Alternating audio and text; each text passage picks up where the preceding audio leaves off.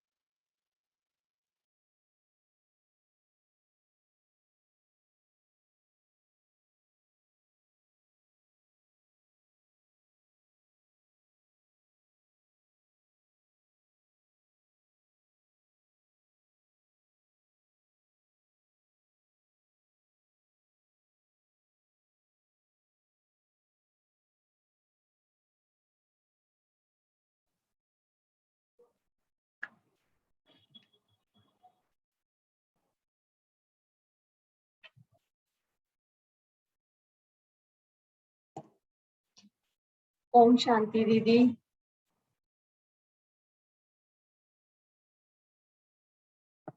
जी दीदी अनम्यूट कर लीजिए। Okay okay. ओम शांति। ओम शांति। तो अभी शुरू कर दें। हाँ जी दीदी। तो पहले दीदी मेरा तो आज जो हमारा टॉपिक थी, हाँ जी, एक क्वेश्चन है मेरा इसी से रिलेट करता हुआ कि हो सकता है बाकी सब पता हो, लेकिन मुझे नहीं पता कि मतलब अशरीरी होना और विधेयी होना ये दोनों अलग चीजें हैं या एक ही है? जी, ये दोनों वैसे तो अलग अलग ही हैं। और शरीर में हम अभ्यास करते हैं कि हमारी देह को भी हम स्मृति में नहीं लाते। विदेही अवस्था कहें या इसे हम फरिश्ता स्वरूप भी कह सकते हैं। वरना देह तो है लेकिन आकारी देह के साथ हम उस अभ्यास को करते हैं। इस स्थूल शरीर की बात नहीं, इसकी भी विस्मृति करते हुए आकारी स्वरूप को हम ध्यान में रखते हैं, तो वो हमारी विदेही अवस्था है। अशरीरी माना ही देह से बिल्कुल परे, देह से बिल्कुल न्यारे और आत्मा अपने ओरिजिनल स्वरूप में परम धाम में स्थित हो गई, जिसे बीज रूप अवस्था भी कहते हैं, जिसे निराकारी स्वरूप भी कहते हैं। वो हमारी स्थिति वहां पर। तो बहुत ज्यादा कई बार ये अंतर नहीं लगता, लेकिन फिर भी बाबा कहते हैं विदेही माना ही इस देह के, इस शरीर के देह इससे परे होना और अपने उस आकारी स्वरूप की स्मृति में रहना। तो विदेही माना फरिश्ता स्वरूप हमारा। तो फरिश्ते स्वरूप में हम लाइट और माइट का भी अनुभव करते हैं। फरिश्ते स्वरूप में हम चारों तरफ सैर भी करते हैं। और बाबा जैसे आज जो हमारा टॉपिक है इसके लिए बाबा बताते ही हैं कि विदेही बनना है तो उसकी सहज और सरल विधि क्या है। क्योंकि इस देह की विस्मृति हो, लेकिन अपने को सूक्ष्म देह में अर्थात आकारी स्वरूप में हम जब फील करते हैं, तो उसके लिए सबसे पहली बात हमें चाहिए हल्कापन। अपने को इस देह के पिंजड़े से अलग समझने के लिए हमें चाहिए हल्कापन। तो वो हल्कापन कौन सा? बाबा कहते हैं वो हल्कापन चाहिए हमारा मन हल्का हो, हमारी बुद्धि भी हल्की हो। तो मन हल्का कब होगा? जब संकल्पों की गति जो है वो कम होगी और संकल्पों की जो क्वालिटी है वो अच्छी होगी, तो हमारा मन हल्का रहेगा। ये सब तो हम सबने अनुभव किया ही हुआ है। जिस दिन हम ज्यादा संकल्प चला लेते हैं, ज्यादा सोच में आ जाते हैं, तो हमारा मन भारी हो जाता है। सारा दिन अवस्था कैसी रहती है? बोझिल बोझिल से रहते हैं। तो अगर हमें विदेही बनना है, हल्का होना है, तो पहला पहला हल्कापन हमें हमारे मन की तरफ से, अर्थात हमारे संकल्पों से हमें हल्के होना। तो संकल्पों में किसी भी प्रकार का कोई बोझ ना हो, ना ही भले हम श्रेष्ठ संकल्प भी कर रहे हैं, हम सबके लिए शुभ भावना भी रख रहे हैं, कल्याण की स्मृति में भी है, लेकिन उसके बावजूद भी क्वांटिटी अगर संकल्पों की बहुत ज्यादा है तो वो भी कहीं ना कहीं हमें थका देती है। आज मान लीजिए अवस्था बहुत अच्छी है, तो हम कहेंगे हम सारा दिन योग में बैठे रहें, चलते फिरते भी अभ्यास करें, अच्छा लगेगा, बहुत अच्छा अनुभव होगा। लेकिन उसके साथ साथ हमें अपना बैलेंस भी रखना है कि हमारे कोई कर्तव्य भी ना रुके, कोई ऐसा कर्तव्य ना हो जिससे कोई ये कहे कि ये तो सारा दिन योग में ही बैठे रहते हैं। हम्म, तो हमें अपनी अवस्था बनाने के लिए अटेंशन सारा अपने ऊपर रखना ही रखना है। तो उसके लिए सबसे सूक्ष्म है हमारे मन और बुद्धि। तो मन का भी हल्कापन चाहिए और बुद्धि का भी। अब बुद्धि का हल्कापन क्या है? तो बुद्धि का हल्कापन है कि हमें जो संकल्प आया उसके साथ साथ हमारी कुछ ना कुछ इमेज भी क्रिएट होती है, कोई ना कोई पिक्चर भी उसके साथ साथ बन ही जाती है।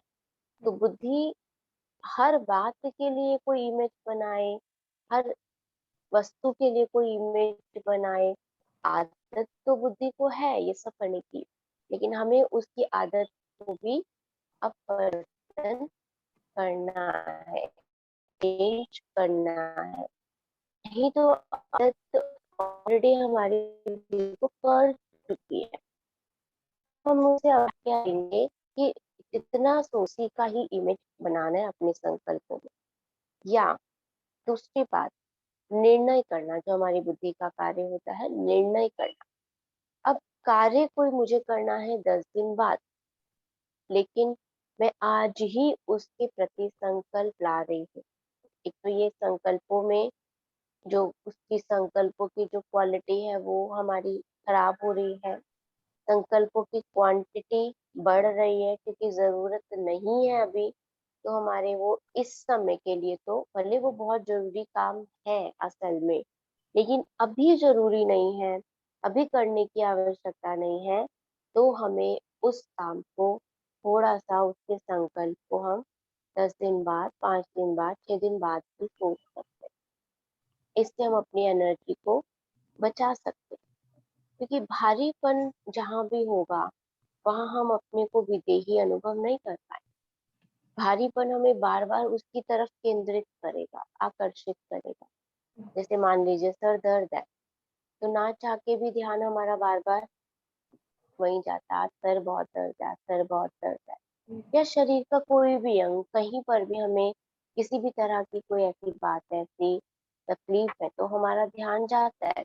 वरना देह में ध्यान जा रहा है ना, चाहे अच्छे के लिए जा रहा है चाहे बुरे के लिए जा रहा है, जाया तो देह में ही चला गया वो संकल्प। इसलिए मन और बुद्धि को, तो बुद्धि को भी हमें काम देना है कि अभी जब आवश्यकता नहीं है उस बात की, तो अभी से उसके लिए निर्णय करते रहना कि ऐसा करेंगे वैसा करेंगे। कई बार हम बहुत अच्छी प्लानिंग बना लेते हैं, बड़ी बड़ी प्लानिंग बना लेते हैं, और करना अभी है नहीं फिलहाल वो। तो जैसे कि हम अपने थॉट को भी वेस्ट कर रहे हैं, सोच करके अपने संकल्पों को भी हम, जो है उसकी क्वांटिटी को हम बढ़ाए चले जा रहे हैं। उसकी जगह जो आज हमें करना है, आज जिस कार्य में हम बिजी हो सकते हैं या हमें होना चाहिए, क्यों ना हम अपनी एनर्जी को उसी में लगाएं। तो ये पहली पॉइंट हमें ध्यान रखनी है कि अपने मन को भी और अपनी बुद्धि को भी हल्का रखें। तो ये हो गई हमारी सूक्ष्म शक्तियों की बात। दूसरी बात आती है अपने आप को हल्का रखना, माना आत्मा को हल्का रखना। वो कैसे होगा? जो भी पुराने पाप है उनसे मुक्त होना, पापों से मुक्त होना। जैसे बाबा दूसरा शब्द देते हैं, दूसरी बात कहते हैं कि सदा जागती ज्योत बनकर रहते। अगर हम जागृत अवस्था में होते हैं तो हमसे अब कोई भी विकर्म या पाप कर्म नहीं हो सकता, क्योंकि पिछले जो भी हमने कर्म किए, विकर्म किए, पाप कर्म रहे, वो हमसे जाने अनजाने में भी हुए और कुछ तो जानबूझ करके भी किए, मतलब पता है हमें कि ये चीज गलत है फिर भी हमने कर ली। तो जानबूझ के उसको इसलिए कहते हैं क्योंकि उस चीज की हमें नॉलेज तो थी, हाँ, लेकिन उसको ना करने की शक्ति हमारे अंदर नहीं थी। वो शक्ति या वो बल तो अब हमें मिला है। तो आत्मा जब भारी होती है, आत्मा जब बोझिल होती है, तो भी वो अपनी इस विदेही अवस्था को अनुभव नहीं कर पाती, क्योंकि फिर हम क्या कहते हैं, अपने कर्म कूटने लग जाते हैं। हम कहते पता नहीं कौन से टाइम पे ऐसा मुझसे हुआ, पता नहीं ऐसा नहीं करते तो शायद नहीं होता, ऐसा होता तो ज्यादा अच्छा होता। ऐसे ऐसे संकल्प जो है अंदर आने लगते हैं। तो फिर वही देह और पिछले देहों के द्वारा किया गया अकर्तव्य, पिछले जन्मों के भी किए गए ऐसे पाप कर्म या कोई ना कोई ऐसे हिसाब किताब आत्मा के, हम उनकी स्मृति में चले जाते हैं। तो उसके लिए भी बाबा ने बताया कि अपने पुराने पापों से जब हम मुक्त हो जाते हैं, अपने को मुक्त अनुभव करती है आत्मा, तो भी जैसे कि हम अपने को विदेही बना सकते हैं। तीसरी बात, अगर विदेही बनना है अर्थात इस दुनिया के किसी भी आकर्षण में आकर आकर्षित नहीं होना है, जिसको बाबा कहते हैं बेहद की वैराग्य वृत्ति चाहिए। तो बेहद की वैराग्य वृत्ति तभी आएगी जब हम एक बाप के लव में सदा लवलीन रहेंगे।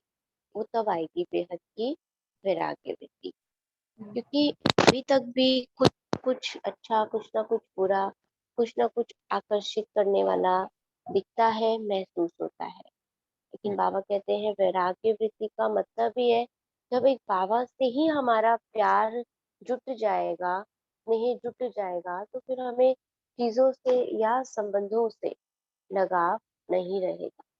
उनकी याद हमें बार बार अपनी तरफ नहीं खींचेगी। ये अभ्यास जो है हमें करना है, एक बाबा के लव में लीन रह, एक बाबा से ही सर्व प्राप्तियां अपने जीवन में करते। ऐसा संकल्प जब हमें रहेगा तो है वो हमारी बेहद की वैराग्य देती।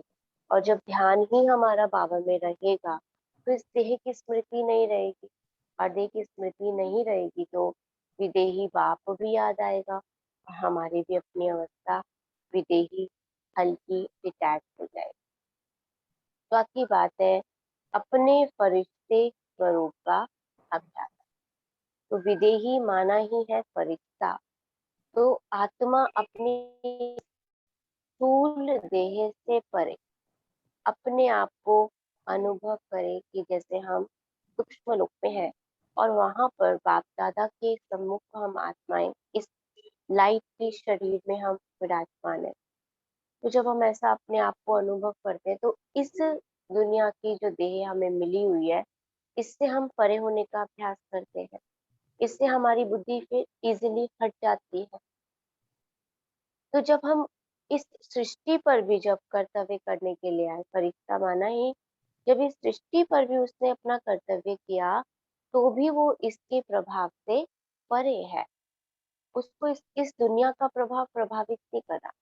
फरिश्ते हम देखते हैं ना, एंजल्स हम देखते हैं ना, कैसी होती हैं, वो आती हैं और अपना कर्तव्य कर कर चली जाती है।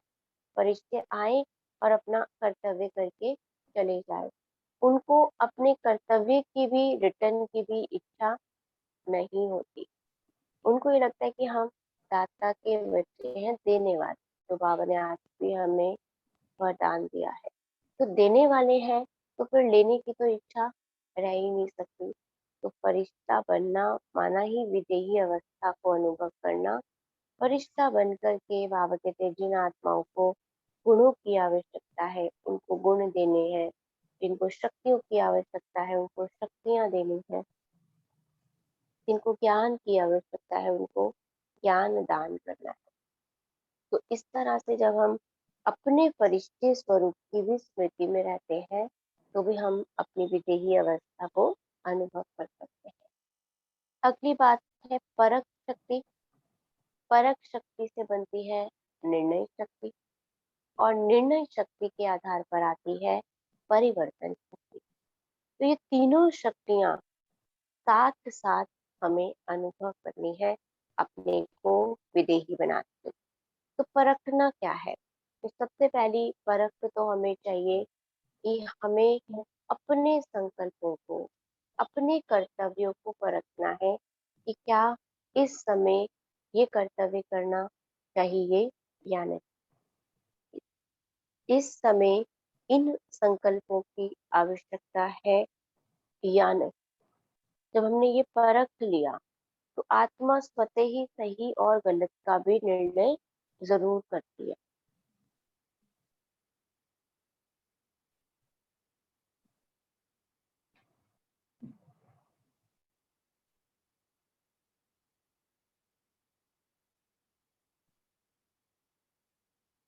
दर्शन कर लिए भैया ने आप सबके जो दिखे।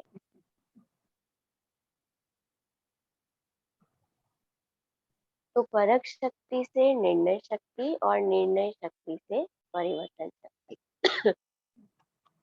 तो हमने जब परख लिया कि ये सही है या गलत है, या ये संकल्प जो भी हमने किए इनकी आवश्यकता है या नहीं, फिर आत्मा इस निर्णय पर आती है कि जो करना है वो अभी करना है, इसकी आवश्यकता अभी है या नहीं है। सिर्फ इसमें हमारे पास निर्णय नहीं होता, लेकिन साथ साथ बल भी होता है उसको यथार्थ रीति करने के लिए। तो जब परिवर्तन करने की शक्ति का काम आता है, मतलब लास्ट थर्ड स्टेज होती है, तो पहले हमने उसको परखा कि ये क्या चीज है, क्या बदलना है, क्या सही नहीं है, क्या गलत है। निर्णय किया कि हाँ ये करना ही है, निश्चित किया उस चीज को। देन हम जब उसको प्रैक्टिकल यूज कर पाते हैं तो हम उस आधार पर, चाहे वो अपने संकल्पों को परिवर्तन करने की बात है या फिर हमारे ही कोई संस्कार स्वभाव को परिवर्तन करने की बात है, यहाँ तक कि अपने पुरुषार्थ को भी परिवर्तन करने की बात है। तो इस तरह से हम इन तीन शक्तियों को जब लेते हुए अपने आप को बिजी रखते हैं, इन्वॉल्व करके रखते हैं आत्मा को इन कर्तव्यों में, तो भी हमारा ध्यान इस दुनिया में, इस सृष्टि की तरफ कम जाता है और अपने उस हल्केपन, फरिश्तेपन की स्थिति में ज्यादा चला जाता है। तो ये भी अभ्यास जरूरी है हमारा अपने को विदेही अनुभव करने के लिए। अगली बात है विदेही बनने के लिए बाबा ने जो बताया है वो चाहिए त्याग की भावना। तो त्याग असल में क्या है? ऐसे तो हम अगर गिने तो त्याग तो हमने बहुत कुछ किया। सबसे बड़ी बात बाबा कहते हैं आपने इस पुरानी सृष्टि का ही त्याग कर दिया, इस दुनिया के आकर्षणों का ही त्याग कर दिया, इस दुनिया के सुखों का त्याग किया। मना जो सुख हमें लगता था अल्पकाल के, अब हम उनकी तरफ नहीं भागते, हमारी बुद्धि उसमें नहीं जाती, क्योंकि हमें अनुभव है कि इनके अंदर सुख तो है लेकिन साथ साथ दुख भी समाया हुआ है, तो वहां हमारी बुद्धि नहीं जाती। तो कोई भी बाबा कहते ये तो है मोटे रूप से त्याग, कि हमने अपने भोजन को शुद्ध किया, हमने अपने रहन सहन को परिवर्तन किया, हमने अपने फ्रेंड सर्कल को, अपने संबंधों को लिमिटेड किया, या किस तरह के संबंध हमें रखने हैं हमने उनकी तरफ ज्यादा अटेंशन दिया। लेकिन इसके साथ साथ चाहिए सूक्ष्म त्याग। तो बाबा बेहद की वैराग्य वृत्ति के लिए जो सूक्ष्म त्याग हमें बताते हैं वो सूक्ष्म त्याग है कि ना किसी भी प्रकार की पोजीशन का, ना ही किसी व्यक्ति द्वारा किसी वस्तु आदि का स्वीकार करना। बाबा कहते हैं वो भी बहुत बड़ा त्याग है। कि अगर हमारी पोजीशन भी है, हमें पता है हम बड़ी उच्च श्रेष्ठ पोजीशन पर बैठे हुए हैं, लेकिन हमें पता होने के बाद, इस चीज के नॉलेजफुल बन गए हम, लेकिन तब भी बाबा कहते किसी से भी उस पोजीशन के प्रति कोई भी सूक्ष्म रीति ऐसी भावना स्वीकार ना हो जाए जिससे कि देह अभिमान आ जाए। ये अभिमान को लाने का बहुत बड़ा कारण विधि बन जाती है। जो हम हैं, हमें पता है हम ये हैं, बाबा ने हमें ये स्थान दिया है, बाबा ने हमें ये गुण दिए हैं, बाबा ने हमें ये प्राप्तियां कराई हैं, तो उस देने वाले को, दाता को कभी भी भूलना नहीं है। और बाबा कहते हैं, किसी से उस पोजीशन की प्रेज, उस पोजीशन की कोई प्राप्ति, क्योंकि कभी भी अगर हमने ये स्वीकार कर लिया कि हाँ मैं ये हूँ, मुझे ये प्राप्ति है, तो बाबा कहते हैं फिर वो निमित्त भाव खत्म हो जाता है। और उस कर्तव्य को जो हम पहले अपना 100% दे पाते थे, अब हम उस विशेषता को अपनी समझने लग जाए, उस गुण को हम अपना मानने लग जाएंगे जो बाबा ने हमें सेवा अर्थ दिया। तो अब उससे हमें भी कोई प्राप्ति नहीं होगी और अन्य आत्माओं को भी हम कोई बहुत विशेष प्राप्ति नहीं करा सकते। तो हमारी भावना, हमारी स्थिति उन आत्माओं को भी बल देती है, अन्य आत्माओं को भी शक्ति का अनुभव करवाती है। इस चीज का त्याग बाबा कहते हैं हमें सहज विदेही बना सकता है। तो अगर हमारे अंदर ये भावना है कि जो कुछ है वो बाबा का है, बाबा ने हमें दिया, बाबा ने हमें प्राप्ति कराई है, देने वाले की दात को, देने वाले दाता को हमें कभी भी विस्मृत नहीं करना। तो जब बाबा याद रहेंगे, उनकी दी हुई प्राप्तियों को हम अमानत समझकर यूज करेंगे, उनसे मिली हुई प्राप्तियों को हम सदा ट्रस्टी होकर के संभालेंगे, तो उससे हमारे जीवन में हल्कापन रहेगा, खुशी रहेगी, उमंग रहेगा और बाबा की याद तो सदैव बनी ही रहे। तो ये बात भी हमें ध्यान रखनी है। क्या इसी तरह है अपनी संकल्प शक्ति को कंट्रोल करना। जितना हमें हल्कापन चाहिए, इस देह से न्यारे होने का अभ्यास चाहिए, तो हमें सबसे पहले अपनी संकल्प शक्ति को भी कंट्रोल करना आना चाहिए।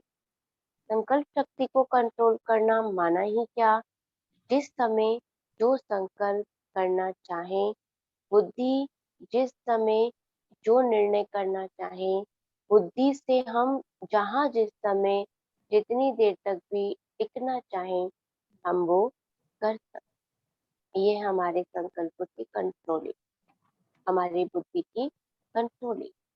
चाहते तो हम थे बाबा को याद करना, लेकिन बुद्धि ने हमें पता नहीं कहाँ कहाँ चक्र लगा दिया, इधर भी घुमाया उधर घुमाया।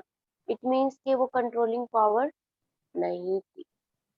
इसी तरह बाबा कहते हैं अपने मन के संकल्पों को भी चेक करना है कि वही संकल्प आ रहे हैं इस समय जिनकी मुझे आवश्यकता है, या वो भी संकल्प आ रहे हैं जो बीत चुका है, या वो संकल्प आ रहे हैं जो अभी भविष्य आगे कुछ होने वाला है उसको लेकर हम सोच रहे हैं। तो ये बहुत ध्यान देने वाली बात है अपनी अवस्था को विदेही बनाने के लिए।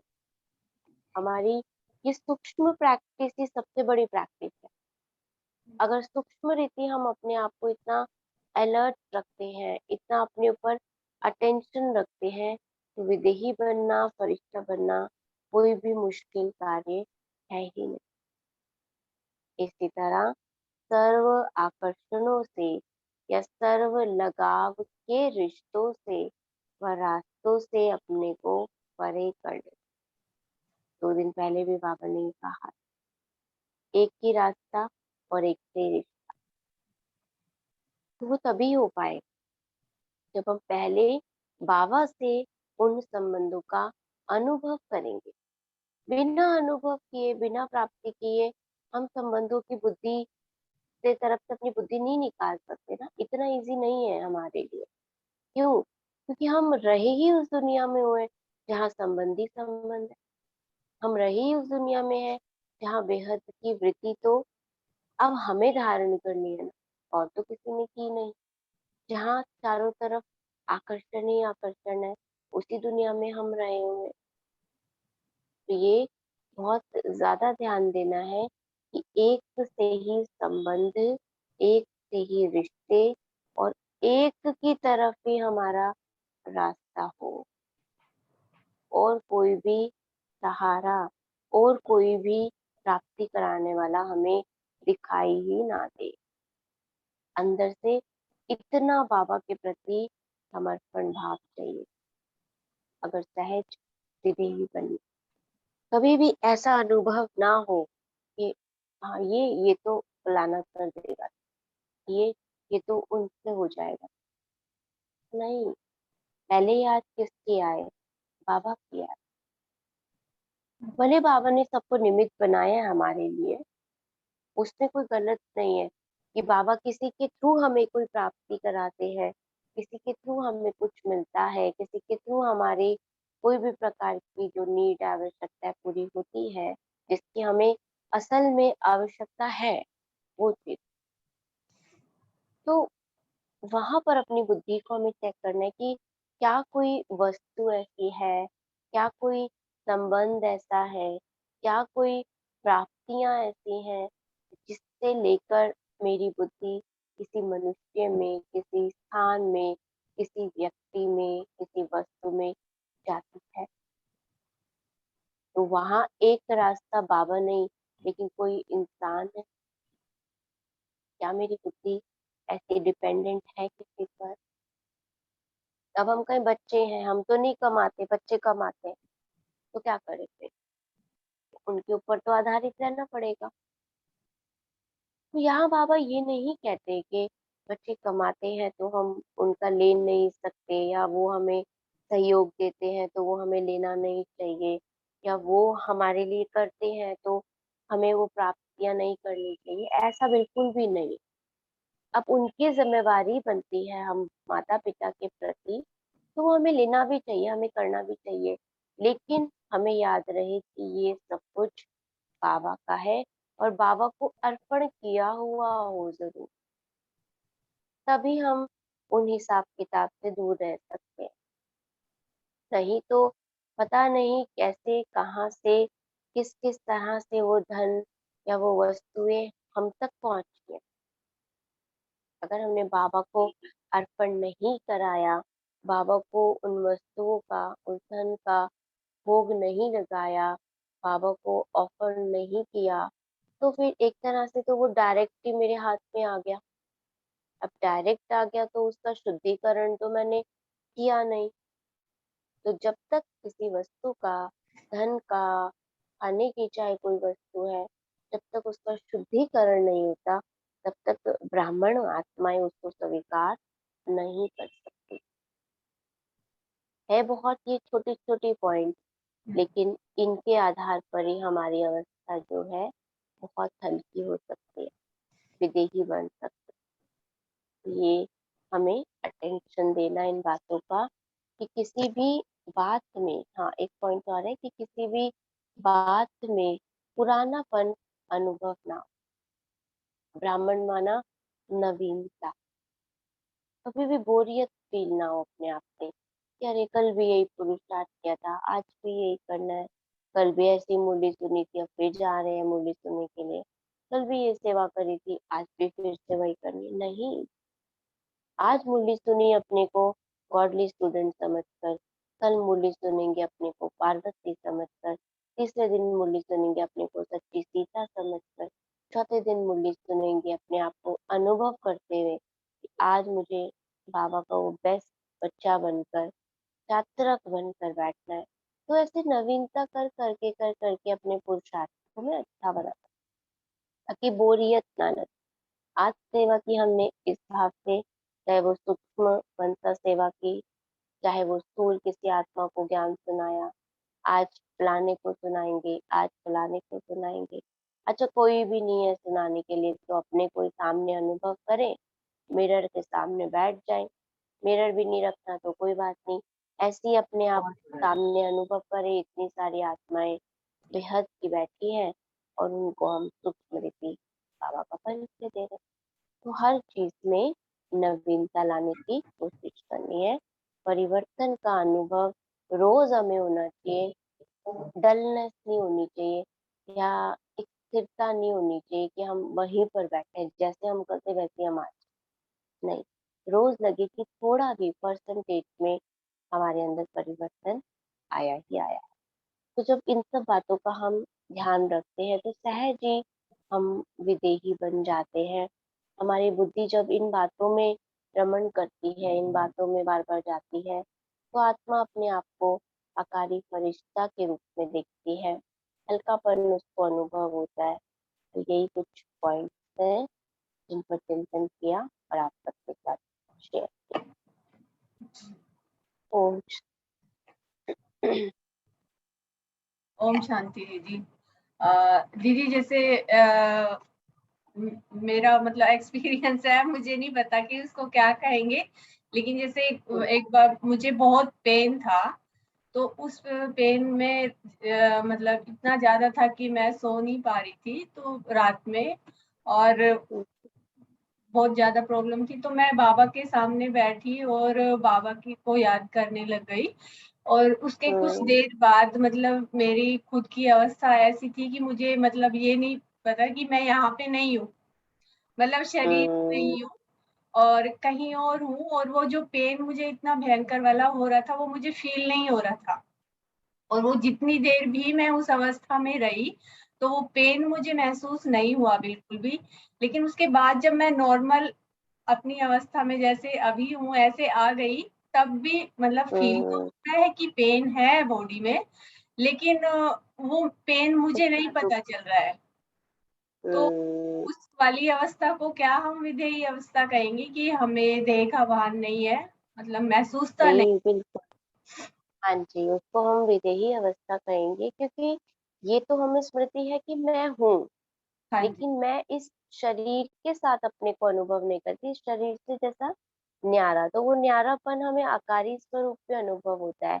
वो हमारी लाइट की फॉर्म होती है, जिस स्थिति में हम इस देह के कोई भी अच्छे या बुरे प्रभाव से प्रभावित नहीं होते। तो ये बाबा ने आपको अनुभव ऑलरेडी करा दिया है कि यही आपका अनुभव है, यही आपकी विदेही अवस्था है। हाँ, क्योंकि योग करने के बाद जब वो मेरे को ऐसी अवस्था में मैं आई, उसके बाद भी पेन तो है लेकिन मैं महसूस नहीं कर रही हूँ उसको।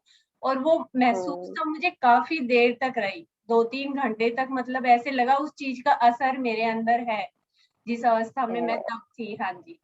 और हाँ फिर उसके जी, बाद तो बहुत। खैर नींद आई गई आराम से, क्योंकि पेन महसूस ही नहीं हो रहा था। तो इसकी वो वाली हम्म अवस्था की मैंने बार बार प्रैक्टिस की है कि, क्योंकि जो जो भी जी, पेन हो रहा था वो मेरे को बार बार होता है, कई बार होता है। तो मैं तब हम्म, जब भी कोशिश करती हूँ कि मैं फिर से वैसी ही अवस्था में रहूं कि मुझे फील ही ना हो पेन है बॉडी में। बिल्कुल। जी, बहुत अच्छा है, इस अवस्था को अनुभव करना चाहिए। यहाँ इस बात से रिलेटेड जानकी दादी जी की एक बात याद आती है। दादी कहते हैं ऐसा नहीं कि हमें शरीर में कभी दुख दर्द नहीं होता, लेकिन शरीर को दुख आया है, लेकिन आत्मा को दर्द महसूस ना हो। ये हमें अभ्यास करना चाहिए, क्योंकि जो दर्द होता है ना, वो दर्द इस शरीर को जैसे हो रहा है कुछ ना कुछ, हम्म। आत्मा को उस दर्द की वो अनुभूति ना हो। आत्मा को अंदर से वो कचोड़े नहीं, आत्मा को वो अंदर से दुख की फीलिंग ना आए, लगे कि हाँ, ये शरीर को हो रहा है, दर्द हो रहा है, लेकिन शरीर को हो रहा है।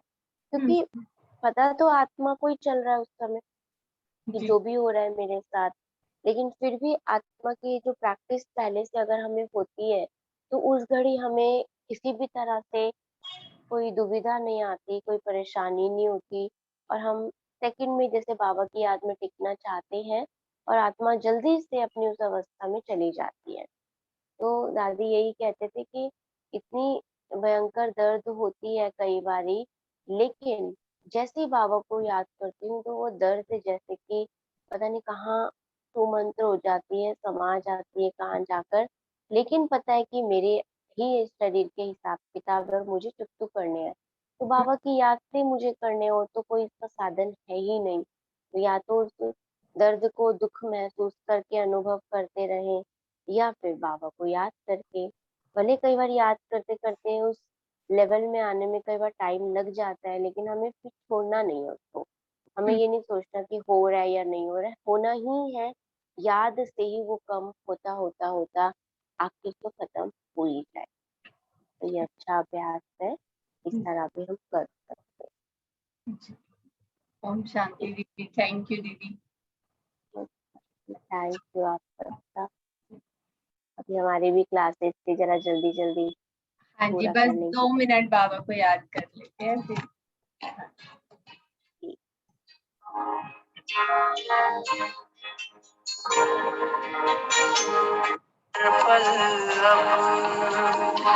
संग तेरे बिताना है, तुम मिले हो जब से मुझे, मिला चैन सुहाना है।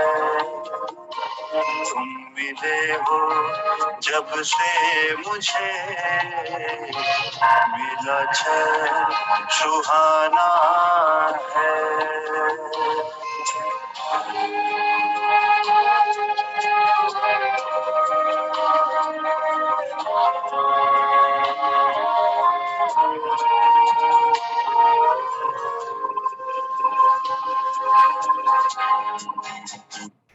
ओम शांति।